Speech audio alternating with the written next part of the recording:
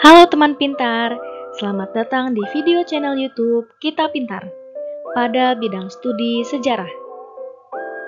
Oke, kita kembali lagi ya, membahas mengenai penelitian dan penulisan sejarah atau historiografi. Pada kesempatan yang telah lalu, kita telah membahas mengenai sumber-sumber sejarah.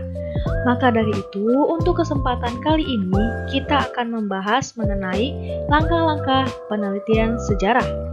Nah, ketika kita akan menuliskan sebuah tulisan, atau kita akan menuliskan sebuah penulisan tentang sejarah, maka diperlukan adanya urutan, atau langkah-langkah dalam penelitian sejarah.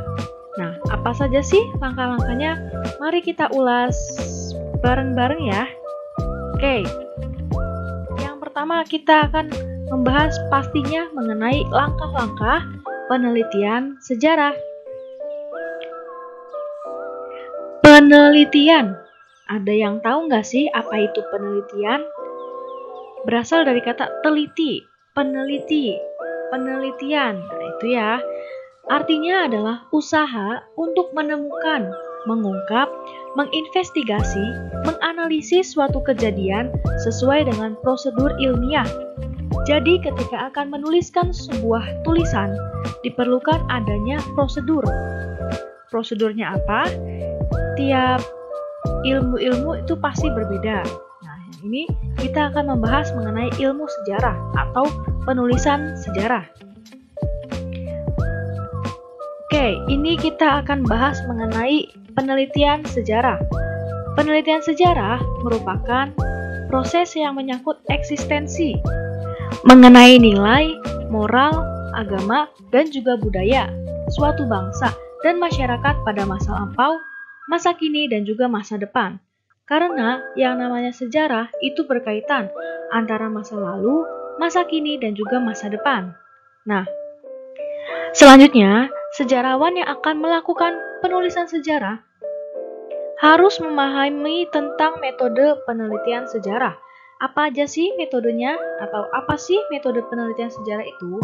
Metode penelitian sejarah yaitu prosedur yang digunakan oleh sejarawan dalam menguji dan menganalisis secara kritis terhadap peninggalan masa lampau agar dapat menyajikan data yang akurat. Nah, di sini yang namanya metode berarti langkah-langkah atau prosedur. Bertujuan untuk menganalisis secara kritis. Biar apa? Biar dapat dibuktikan datanya, biar dapat menyajikan data yang akurat. Nah, di sini ada metode sejarah menurut Gilbert, yaitu seperangkat aturan untuk mengumpulkan sumber sejarah secara efektif, kritis, dan juga dapat dicapai. Sedangkan metode sejarah menurut Lois yaitu kegiatan mengumpulkan, menguji, menganalisis data yang diperoleh dari peninggalan masa lampau kemudian direkonstruksi atau digambarkan ulang atau diceritakan ulang. Oke, kita lanjut ke pembahasan mengenai langkah-langkahnya nih. Nah, dibutuhkan yang pertama adalah pemilihan topik. Kira-kira topik yang akan kita bahas itu apa? Jadi harus ditentukan terlebih dahulu. Yang kedua, ada heuristik. Yang ketiga, ada verifikasi. Yang keempat, ada interpretasi. Dan yang terakhir, ada historiografi. Untuk pengertiannya apa saja? Mari kita simak berikut ini. Nah, ini disebut dengan metodologi atau langkah atau tahapan yang harus dilaksanakan dalam penelitian sejarah. Nah, oke, yang pertama ada pemilihan topik. Pemilihan topik itu berfungsi agar topik atau tema yang akan kita angkat itu bisa lebih terarah. Jadi kita telah menyusun terlebih dahulu, kira-kira kita akan membahas mengenai apa. Nah, di sini ada syaratnya nih. Topik itu harus menarik. Jadi, agar pembacanya itu membuat penasaran, agar menjadi lebih terarah, menjadi lebih bermanfaat, harus menarik. Yang kedua, topiknya harus menarik, dibagi menjadi dua. harus melalui kedekatan emosional dan juga kedekatan intelektual. Kedekatan emosional yaitu melalui pendekatan dengan narasumber, atau kita sebagai penulis itu harus suka sama topiknya dulu. Sedangkan kedekatan intelektual yaitu mencari topik yang memiliki wawasan edukasi. Nah, di sini adalah menguasai topiknya. Yang kedua, memiliki arti penting, baik ilmu pengetahuan dan juga ilmu-ilmu yang lainnya. Jadi ada arti pentingnya, bukan cuma asal-asalan. Nah, syarat yang ketiga yaitu mencakup adanya masalah. Yang namanya topik, yang namanya pembahasan itu pasti ada masalah yang akan kita bahas. Bukan serta-merta yang sudah dibahas kemudian kita bahas ulang. Nah, itu kita harus mencari adanya permasalahan yang akan kita kaji. Maka dari itu harus mencakup adanya masalah yang berkaitan dengan sumber yang akan diteliti. Selanjutnya ada kesatuan. Kesatuan adalah unsur yang dijadikan bahan penelitian yang mempunyai satu kesatuan ide. Yang kelima ada orisinal, atau topik yang dipilih merupakan sebuah pembuktian baru atas peristiwa di masa lalu. Orisinal artinya asli lah, keasliannya ya. Dan yang terakhir ada praktis, artinya datanya tuh sesuai dengan yang dibutuhkan, bukan yang ribet, bukan yang berbelit-belit. Oke, kita lanjut kepada kesalahan nih. Nah, dalam pemilihan topik, kita harus berhati-hati dan juga menghindari kesalahan-kesalahan topik. Yang pertama ada kesalahan Baconian, yaitu pendapat bahwa tanpa teori, konsep, ide, hipotesis, penelitian sejarah dapat dilakukan. Yang kedua, ada kesalahan terlalu banyak pertanyaan. Nah, ketika sudah mendapatkan topik, jangan terlalu banyak pertanyaan karena ini tidak boleh ditanyakan sekaligus. Maka dari itu nanti akan mempengaruhi hasil akhir penelitian. Nah, yang ketiga adalah kesalahan pertanyaan bersifat dikotomi. Dikotomi itu apa sih? Jadi adanya suatu pandangan sejarah yang seolah-olah sejarah ini hanya memiliki dua kemungkinan. Padahal seorang sejarawan dapat membuka berbagai kemungkinan yang terjadi secara objektif. Setelah topik ditemukan, langkah selanjutnya adalah heuristik atau pengumpulan sumber. Jadi ketika topik sudah didapat, kita masuk ke pengumpulan sumber. Yang namanya pengumpulan sumber itu bisa dapat dari mana saja, entah itu buku, entah itu majalah, internet, narasumber, atau bahkan langsung datang ke tempatnya langsung. Heuristik adalah tahapan untuk mencari, menemukan, mengumpulkan sumber-sumber sejarah. Yang namanya sumber sejarah itu banyak sekali contohnya ya, sudah kita bahas di video sebelumnya. Nah, di sini ada kesalahan heuristik. Yang pertama ada kesalahan holisme.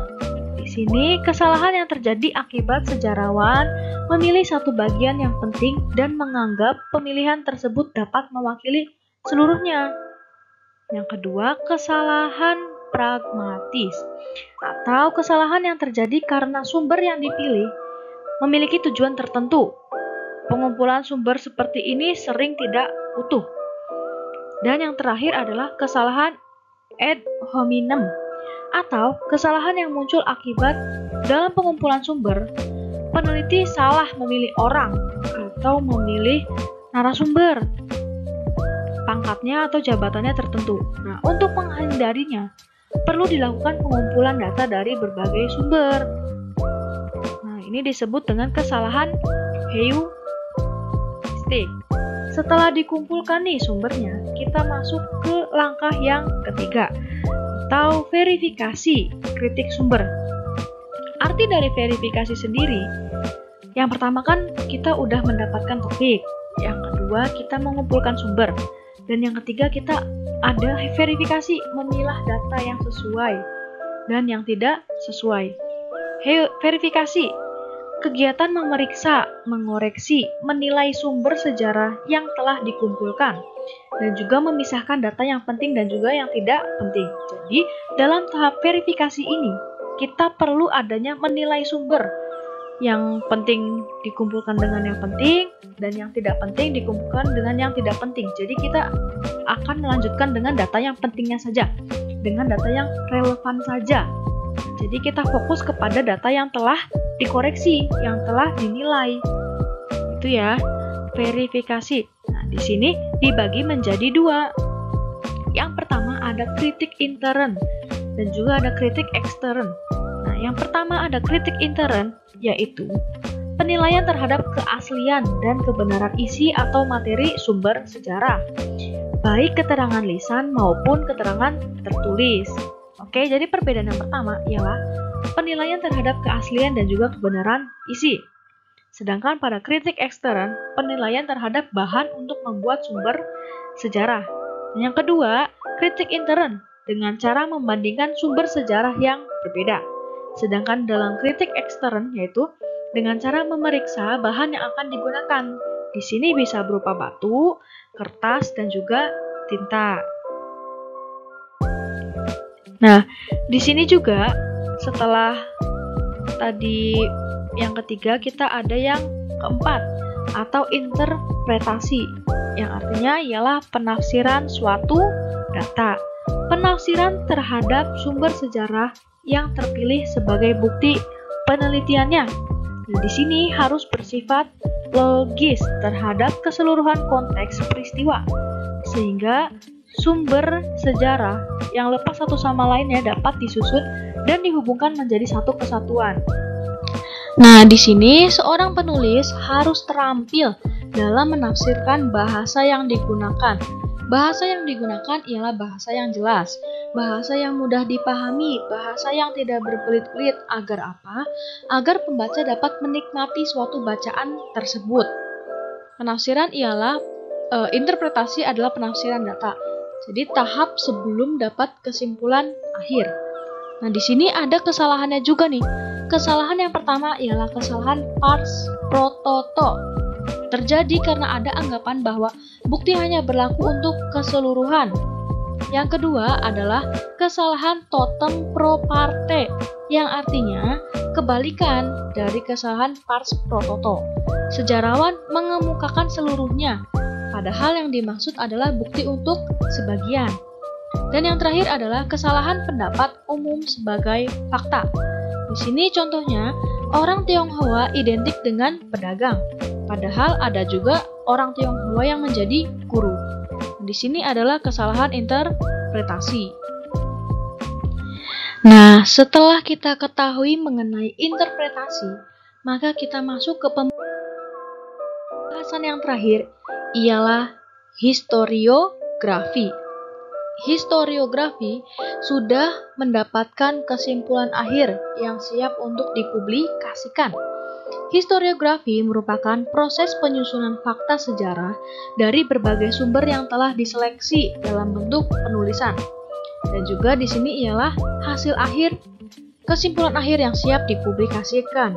Nah, di sini historiografi harus memperhatikan beberapa hal. Yang pertama bersifat Indonesia sentris atau berpandangan untuk kepentingan bangsa Indonesia. Yang kedua, sesuai dengan perkembangan zaman. Biar apa? Biar diterima oleh seluruh masyarakat. Yang ketiga, bagian dari pendidikan karakter, karena mengingat bahwa sejarah merupakan bagian dari pembangunan pendidikan karakter suatu bangsa. Dan yang keempat, memperhatikan struktur dan juga gaya penulisan. Gaya penulisan di sini ialah bagaimana cara penyajian sejarah yang harus komunikatif, yang harus mudah dipahami dengan yang tidak berbelit-belit. Nah, di sini historiografi juga ialah menyajikan mengenai latar belakang, kronologi suatu peristiwa, analisis sebab akibat, hasil penelitian, dampak dan juga kesimpulan. Nah, penulisan sejarah dibagi menjadi dua, ada deskriptif naratif, yaitu bercerita sesuai informasi sejarah. Sedangkan deskriptif analisis, yaitu mengenai menjawab pertanyaan dengan cara memecahkan suatu masalah. Oke, kita masuk pada kesimpulan. Kesimpulannya adalah penelitian sejarah digunakan untuk mengumpulkan, menguji, menganalisis data yang diperoleh dari peninggalan masa lampau yang kemudian direkonstruksi atau digambarkan ulang di reka adegan sehingga menghasilkan adanya kisah sejarah. Nah, kita ulangi ya. Tahap-tahap atau langkah-langkah dalam penelitian sejarah yang pertama adalah pemilihan topik. Setelah didapatkan topiknya, kita masuk kepada tahap yang kedua. Harus apa? Yang kedua ialah harus adanya heuristik. Heuristik di sini memiliki arti pengumpulan sumber. Setelah dikumpulkan sumbernya, kita masuk ke tahap verifikasi atau kritik sumber. Atau sumbernya dinilai, datanya dipilah dan juga dipilih, data yang sesuai dan relevan yang mana saja. Setelah verifikasi, kita masuk ke tahap interpretasi atau penafsiran data. Dan tahapan yang terakhir ialah historiografi atau kesimpulan akhir. Oke, karena kita sudah masuk kepada kesimpulan. Di sini apakah ada yang mau ditanyakan? Jika ada, bisa langsung dituliskan saja di bawah ya, di kolom komentar. Nah, oke. Teman pintar, cukup sampai di sini dulu ya pembahasan kita. Semoga kita bisa terus belajar bareng untuk saling belajar tentang sejarah. Pada video selanjutnya, kita akan mempelajari mengenai materi historiografi dan juga pembagiannya ada apa saja, kita bahas di video selanjutnya. Nah, untuk mendapatkan video terbaru dari kami, jangan lupa ikuti channel Kita Pintar ya. Jangan lupa like, komen, dan subscribe. Terima kasih, sampai berjumpa lagi. Dah. Thank you.